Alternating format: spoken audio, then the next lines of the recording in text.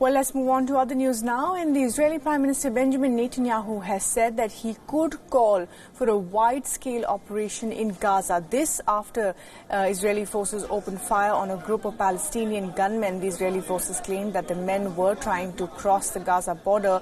This happened in the early hours of Sunday. An Israeli military statement has read, and I quote, that the IDF troops spotted a number of armed suspects adjacent to the security fence in the northern Gaza Strip, and the IDF attacked helicopters and a tank fired towards them. The Israeli military released footage as well of this. Now, the incident took place shortly after 3 rockets were fired from Gaza into Israel. One of the rockets landed in an Israeli border town. There were no injuries reported.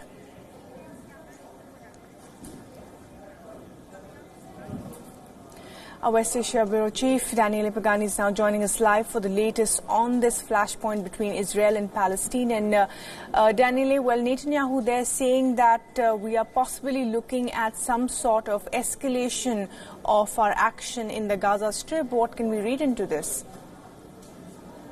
We have to read these words very carefully. This is more of a, so to say, an election campaign mode answer to some of the critiques that he received in the last 48 hours. Many say that he has been too soft against Gaza during his mandate. Therefore, the Prime Minister of Israel was forced to eventually answer and saying that he would be ready at any time should he consider the necessity to invade Gaza to do so. But Prime Minister Benjamin Netanyahu has often been criticized, and critiques against him on Gaza didn't pay off in any of the electoral round that Israel went through in the last years.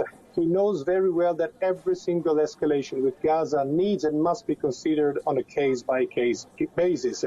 Everything is different, and every time there is the need of a different answer. This time, once again, he won't absolutely launch any large-scale offensive. First of all, because Israel is voting in September, and also because, as we have seen many times here in West Asia, ground offensives are often very difficult to manage and certainly very costly in terms of money and human lives on both sides. So no prime minister who is going to an election so soon would risk his career to launch a war during the campaign. All right, Daniel, thanks very much indeed for joining us with the latest there on what we can read into the possible escalation between Israel and Palestine.